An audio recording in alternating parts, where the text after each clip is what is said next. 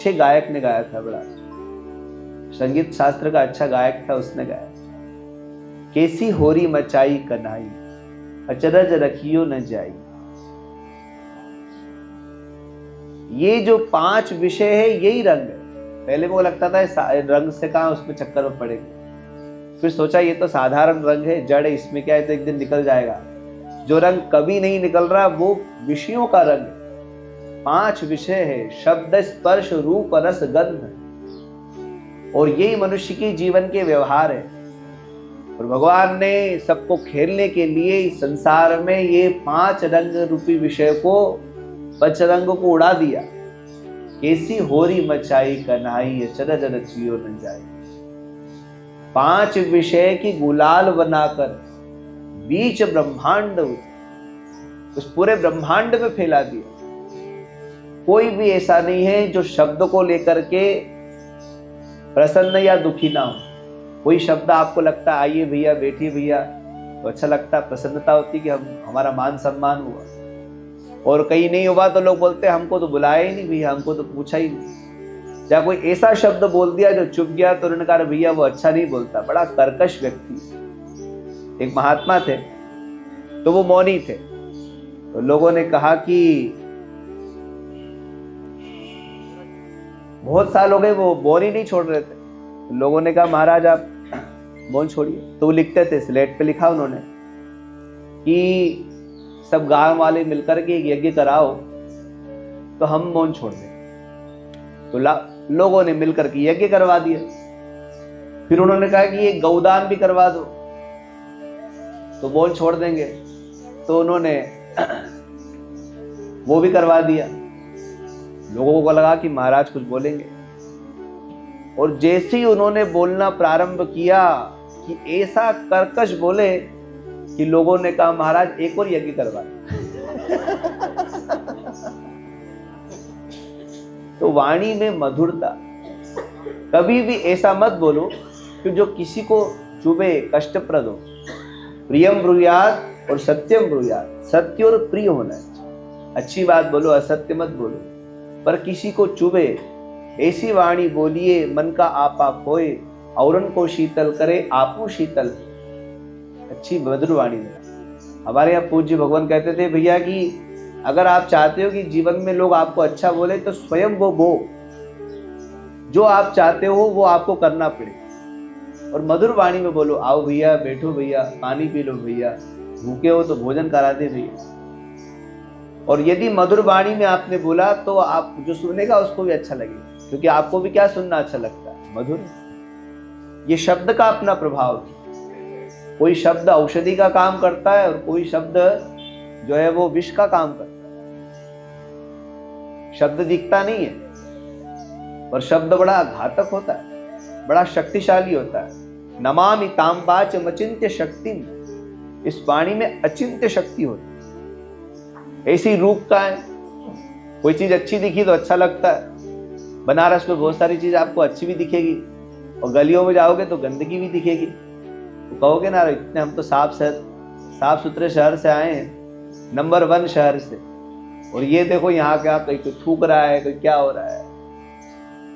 अलग अलग चीजें देखते हैं तो कुछ देख करके अच्छा लगता है और कुछ देख करके बुरा लगता है। कहीं प्रसन्नता होती है, कहीं मन अप्रसन्न होता है। भोजन में भी कवा भैया बढ़िया भोजन बना, अरे मजा नहीं आया, ये अभी कॉम्बिनेशन नहीं बैठ पा रहा है, जम नहीं रहा। और पहली जैसे ही रस ने स्पर्श किया, रसगुल्ले के साथ में आप शक्कर अंदर गई, वाह मजा आ गया, वाह कितना अच्छा। और एकदम से थोड़ी सी नमकीन कुछ चीज गई तो अच्छा लगा, और बिल्कुल नमक चिपक गया तो अरे खारा हो। और किसी ने गलती से नीम खिला दी, अरे राम पूरा मुंह खराब हो जाएगा। ये जीव ने जिन जिन रस का स्पर्श किया तदनुकूल वो होती चली गई, और उसी प्रकार से मन के भाव चलते चले। तो ये सब रंग है, और इस रंग का अलग अलग प्रभाव पड़ रहा है। होली भी सबको अच्छी थोड़ी लगती, किसी को मजा आता है, किसी को बुरा लगता है। और बुरा ना मानो होली है। तो हम बता रहे थे कि एक राजा, उसके राज्य का ये नियम था कि जो 5 साल तक कुर्सी पे बैठता उसको उतार दिया जाता। तो उन्होंने उस व्यक्ति को कहा कि 5 साल के बाद तुमको कुर्सी से उतरना है। तो सामने जंगल है, हिंसक जीव रहते हैं, उसके बाद तुम वहां चले जाओगे, यहाँ दूसरा राजा है। ऐसा वो 5 साल तक तो मेरा अधिकार उनका, 5 साल आप ही हो, जो चाहो कर सकते हो। तो उसने क्या करा, प्रथम वर्ष में वो नदी के ऊपर एक पुल बनवा दिया ताकि लोग आने जाने लग जाए। और दूसरे वर्ष में, दूसरे साल उसने जो आवश्यक थे वो उन वृक्षों को छोड़ करके, जो अनावश्यक था उसको सबको कटवा करके वहां मल्टी बनना शुरू हो गई, भवन बनना शुरू हो गया। और तीसरे वर्ष में वहां व्यापार शुरू हो गया। और चौथे वर्ष में तो जैसा हरा भरा राज्य यहाँ था वैसा ही हरा भरा राज्य वहां हो गया।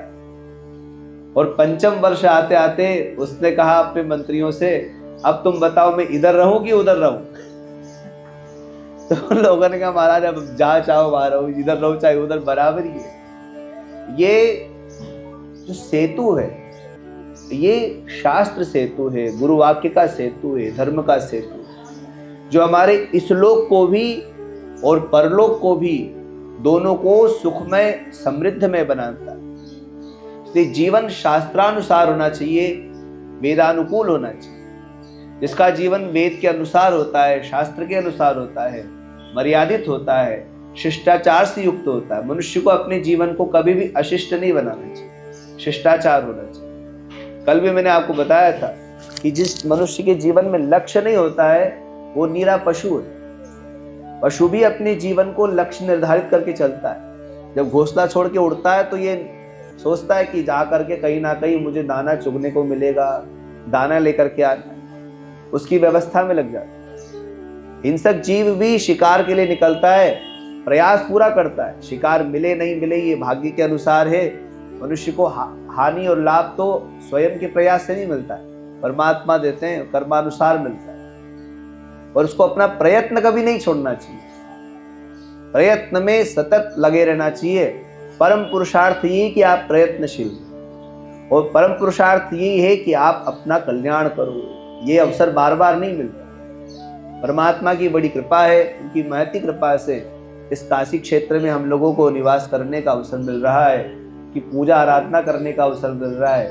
तो यहाँ जीवन में कुछ ले करके जाओ, और कोई बुरी आदत हो, कोई ऐसी चीज हो जो बिल्कुल हमारे लिए हानिप्रद है, तो उसको छोड़ के जाओ। भूली ताही बिसारी दे, आगे की सुधि ले, जो हो गया उसको भूल जाओ।